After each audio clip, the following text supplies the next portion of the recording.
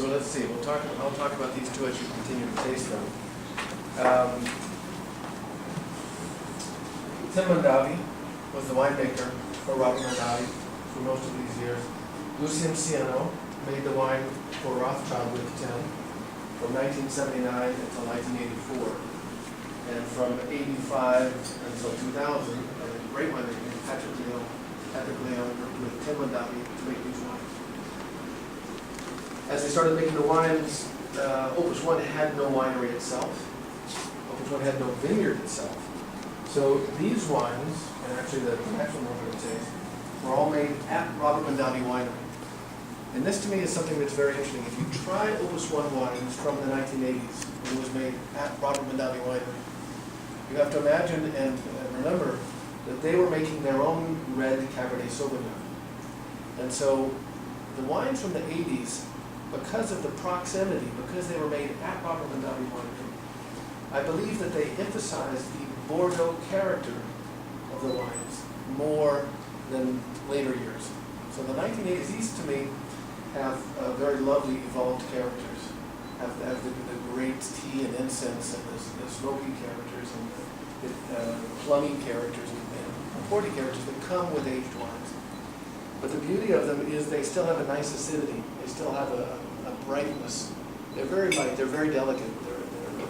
But they haven't lost their mouth structure yet. So these wines represent, I think, an example of the fact that those ones can age very nicely. But they also have only 3 grape varietals in them. While the objective is to have all 5 Bordeaux varietals that I just mentioned. When they started, there was no Malbec and there was no Petit Verdot available. So these just have Cabernet Sauvignon, Merlot, and Cabernet Franc. These 3, each one. And then someone found that the book that's on your table, if you're interested, has comments on each and every vintage made back to 1979. So these 2 wines represent the early efforts to find that balance of expression. And I think that we're going to see next when we get into the 90s, what they lack is some of the fruit expression, some of the power and depth that comes naturally from Napa in California. And we're trying to find a balance of the expression of California and the structure and restraint that comes with French wines. The other thing that we'll talk about as we go through, and you'll note, it's on the bottle. I don't think we put it here. Yeah, it's on the bottles. This wine, our first wine, is 12.75% alcohol. Very low. We end up at 14.2. And there's a regular gradation increases each and every year. The alcohol goes up. It's a very interesting observation, and one of much debate now in Napa Valley. How high should alcohols be? You can find alcohols in Napa being 15.5%, 16%.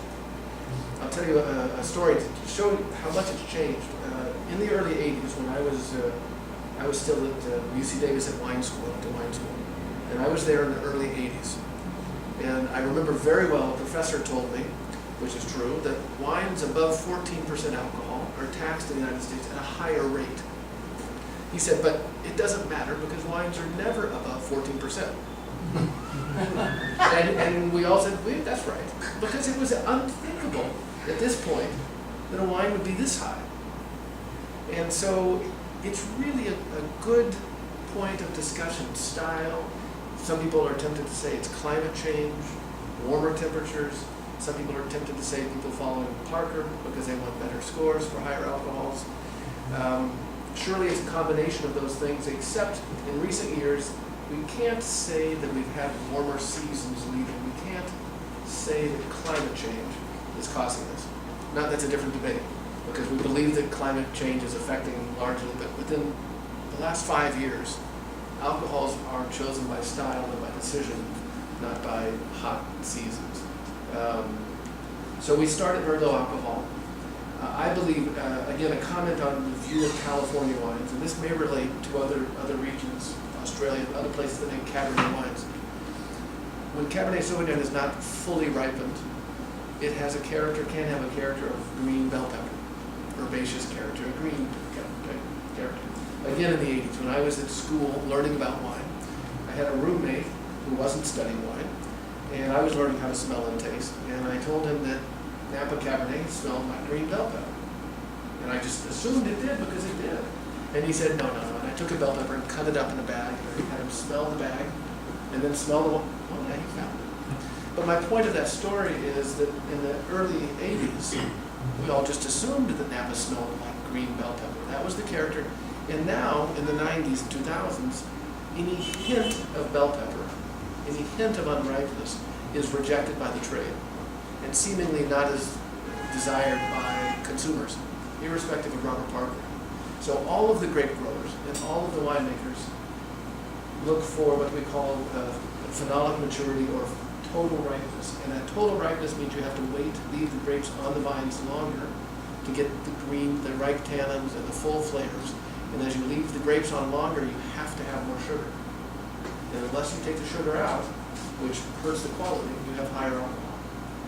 So one of the things, we'll talk about this in our recent years, in recent wines, we're working very hard to try and make a wine in Napa that is fully ripe, fully phenolically ripe, but comes in at or below 14% alcohol.